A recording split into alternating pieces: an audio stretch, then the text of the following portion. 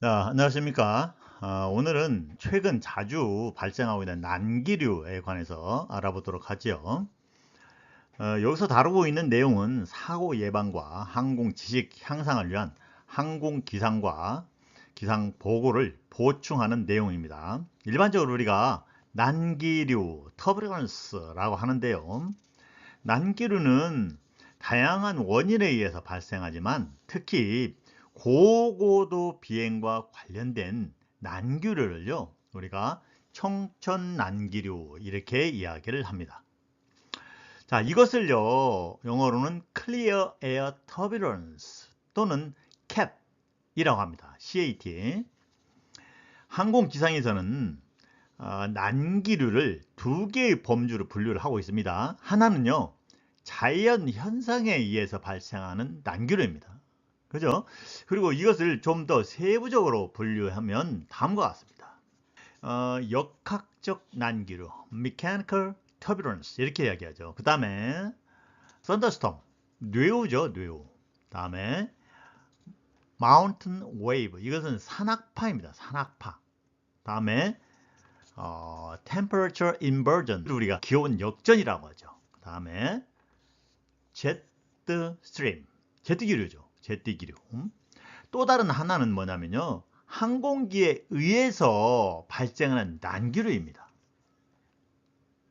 자, 이것을 우리가 후류 난기류, wake turbulence 이라고 합니다.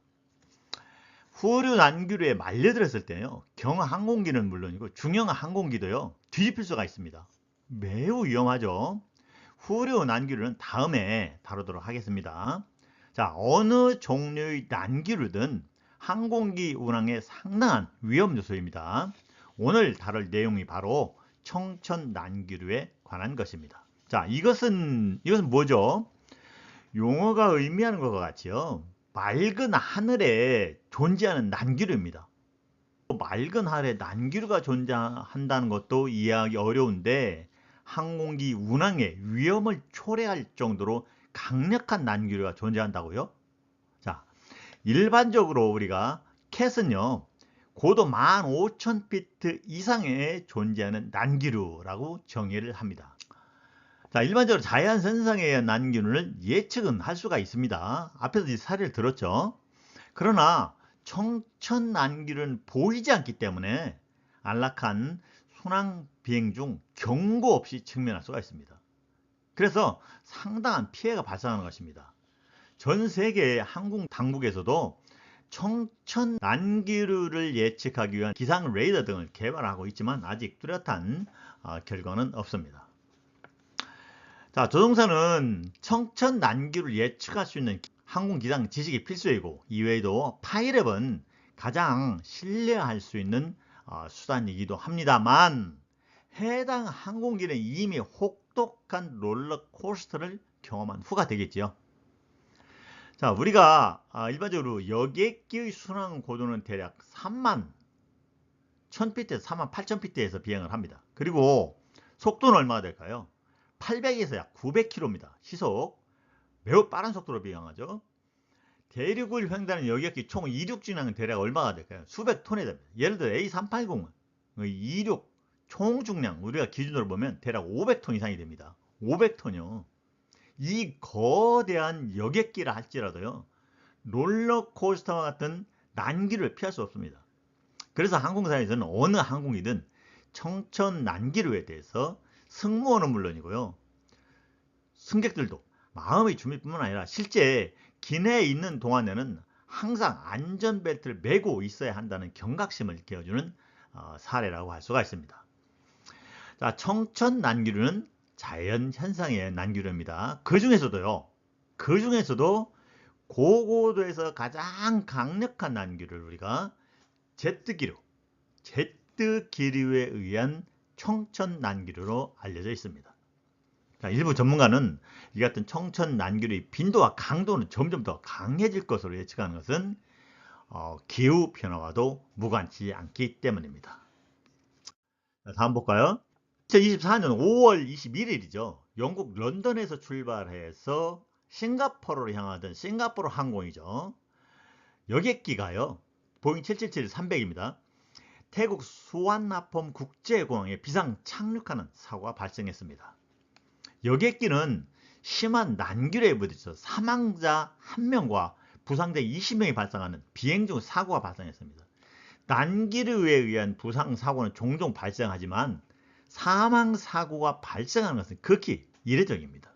난길에 의해서 항공기가 추락할 정도로 파손되는 사고 사례는 없지만 기내에서 안전벨트를 착용하지 않은 승객이 서비스용 카트라든지 천장에 부딪히고 떨어지면서 사망한 것으로 알려졌습니다.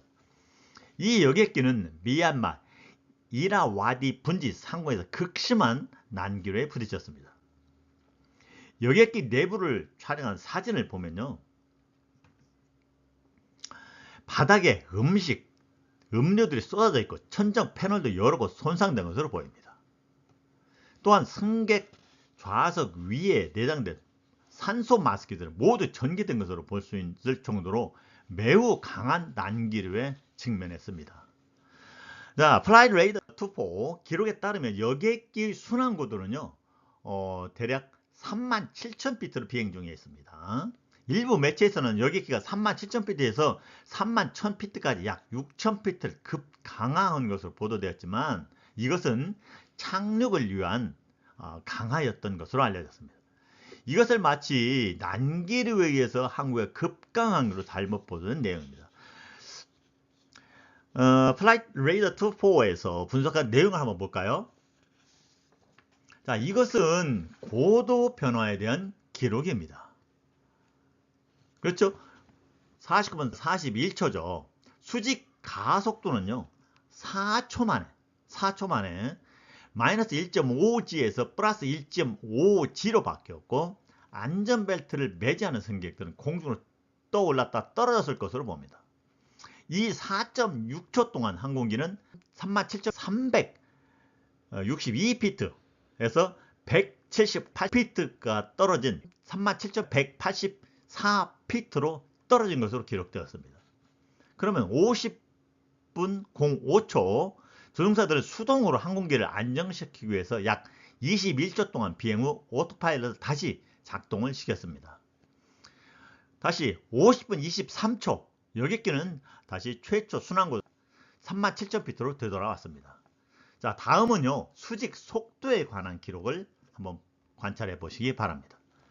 고도 관찰 기록과 일치하는 것으로 알 수가 있습니다. 이처럼 속도와 고도가 급격한 편은 아마도 청천난기류 때문이었을 것입니다. 그런데요, 급상승할 때는 사실 별 문제가 없습니다.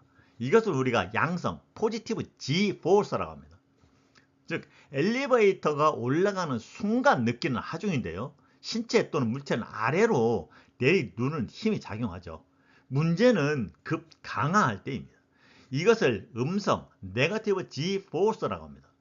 엘리베이터가 내려가는 순간 느끼는 하중인데요, 신체 또는 물체는 위로 떠오를 수 있습니다. 이 상태에서 무중력을 경험하게 되는 것입니다. 자, 세부 내용은 다음에 기회가 있으면 다루도록 하죠. 다음 볼까요? 청천난기류가 발생하는 원인에 대해서는 다양한 주장이 있지만 제트기류를 가장 큰 원인으로 보고 있습니다. 제트기류를 좀 더 분석해보면 청천난기류를 이해하는 데 도움이 될 것입니다. 제트기류는요, 평균 36,000피트 상공에서 존재하고 좁고 빠르게 움직이는 하나의 기류입니다. 극지방에서 제트기류는 보통 2만 피트 상공에 있지만 적도지방에서는 제트기류는 대략 6만 피트 높이에 존재합니다. 하나는 우리가 아열대 제트기류라고 합니다.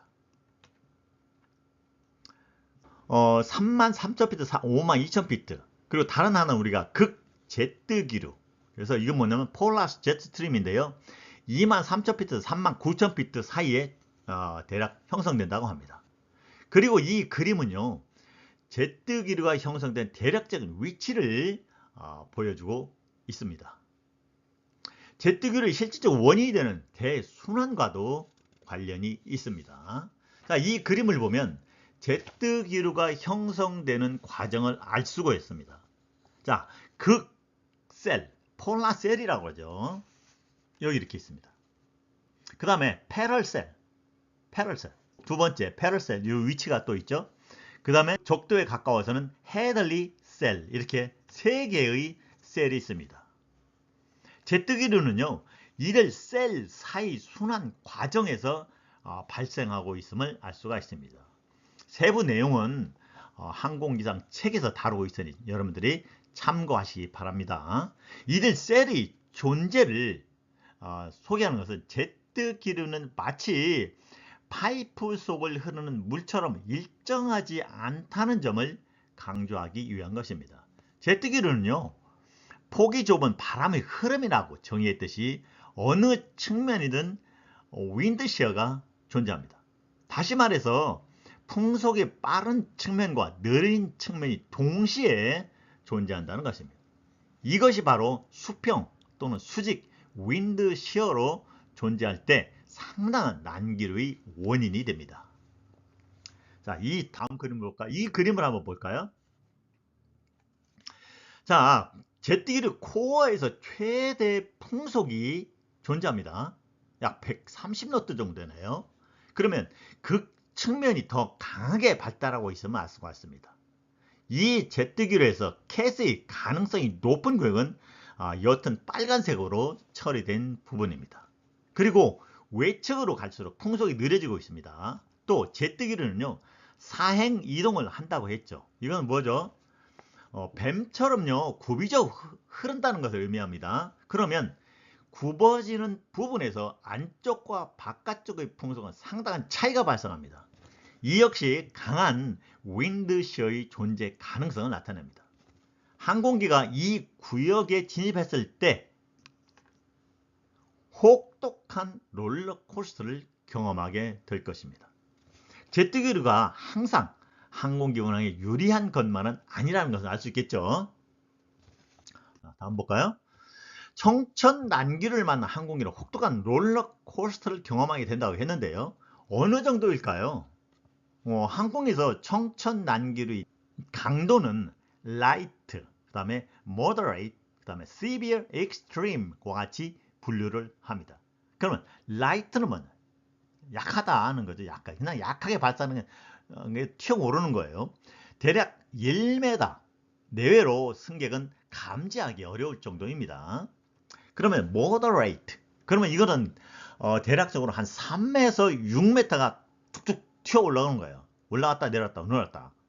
이럴 때는 음료수가 쏟아질 정도다. 이건 이제 서비스가 중단이 되겠죠. 그 다음에 severe 하면 대략적으로 이건 얼마나? 대략요 30m죠. 굉장히 높죠. 30m 이상으로 안전벨트를 매지 않은 승객은 떠올랐다 떨어지면서 부상을 입을 수가 있습니다. 지난 싱가포르 항공 여객기는 약 54m를 급강하한 것으로 알려졌습니다. 이 정도 높이면 어느 정도냐? 대략 아파트 20층 정도의 높이입니다. 상상해 보세요. 두렵죠? 롤러코스터처럼 하강하는 것이 아니라요. 순간적으로 위로 튀어 올랐다가 떨어진다고 표현하는 더 정확할 것입니다. 그래서 이것을 우리가 에어 포켓이라고도 합니다. 항공에서 청천난기를 나타내는 부호 이렇게 나타냅니다. 그리고 강도도 역시 다르게 표기합니다. 자, 다음 볼까요? 결론적으로요. 우리가 청천난기의 위험성은 뭐냐? 예측이 사실 어렵다는 거예요. 굉장히 어렵습니다. 그래도 예보는 됩니다만 급격한 고도 보고와 기체 흔들림이 발생한다. 사고 위험이 많다는 기내에서 발생한다는 것입니다. 그럼 우리가 일반적으로 예방이나 대응 방안은 뭐냐? 물론 조종사들도 굉장히 이거 신경 많이 써야 되지만 이제 항공 여행이 많이 일반화되어 있으니까 우리 승객들도 이거에 대해서는 마음의 준비를 해야 된다고 그랬죠. 기상정보 모니터링을 강화해 난기류 발생 가능성을 사전에 파악해야 해요. 기상정보에 대해서 반드시 이것을 확인을 해야 됩니다. 조종사 교육을 통해서 난기류 대응 능력을 높이고 기내 안전수칙을 강화해야 합니다. 그리고 승객들 난기류 발생 시 대처법을 분명히 안내를 하고 안전벨트 착용을 의무화해야 합니다. 그리고 항공기 설계 및 구조 개선을 통한 난기류 피해를 최소화할 수 있어야 합니다. 자, 이외에도 여러 가지 있겠죠. 이번 싱가포르 난기류 항공사고는 항공안전의 중요성을 다시 한번 일깨워 주었습니다. 항공사와 관계기관은 이번 사고를 계기로 난기류 예방과 대응 체계를 더욱 강화해야 할 것입니다. 자, 여러분들도 청천 난기류에 관해서 한 번 더 생각해보는 기회가 되었으면 합니다. 자, 감사합니다.